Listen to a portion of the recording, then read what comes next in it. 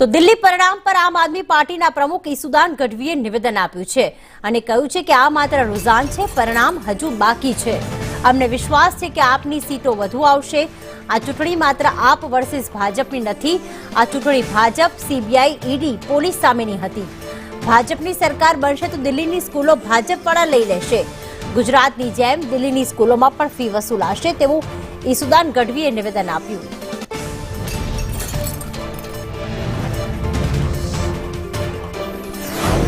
આમ આદમી પાર્ટી માટે જે ચિંતાજનક અત્યારે રૂઝાન સામે આવી રહ્યા છે ત્યારે ઈશુદાન ગઢવી આપણી સાથે છે, તેમની સાથે વાતચીત કરીશું. ઈશુદાનભાઈ, અત્યારે જે રૂઝાન સામે આવી રહ્યા છે, આમ આદમી પાર્ટી માટે ક્યાંક ચિંતા ઊભી કરી રહ્યા છે રૂઝાન? નહીં, બિલકુલ નહીં. જો આ પહેલા હજી તો રૂઝાન છે, હજી 3-4 રાઉન્ડ જ ખુલી રહ્યા છે ને સ્વાભાવિક છે.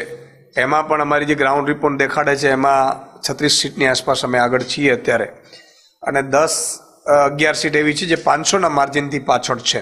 આ ચૂંટણી છે ને એ અરવિંદ કેજરીવાલજી વર્સિસ ભાજપ, એની ગુંડાગર્દી, ED, CBI, income tax, Delhi police, ચૂંટણી આયોગ અને એના અઢળક સંપત્તિ એ વર્સિસ ચુનાવ હતો. અને એમાં પણ તમે જો તમામ હથકંડાઓ ભાજપે અપનાવ્યા. મતદાર યાદીમાંથી નામ કમી કરી દેવા, આમ આદમી પાર્ટીના સપોર્ટરના ભાજપના સપોર્ટરના નામ એડ કરી દેવા, એમના એક સાંસદ છે એ 30 એના કર્મચારીઓના નામ એડ કરાવવા. એટલે એક જે કહેવાય ને કે દાદાગીરી, લોકતંત્ર, તમામ હદો ભાજપે પાર કરી દીધી હતી. છતાંય અત્યારે જે રૂઝાન આવી રહ્યા છે એમાં મને લાગે છે કે આમ આદમી પાર્ટી સરકાર બનાવશે.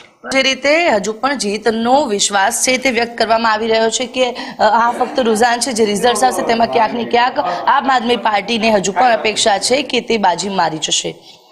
કેમેરા પર્સન મનીષ વાણિયા સાથે આયુષી યાજ્ઞિક, સંદેશ ન્યૂઝ.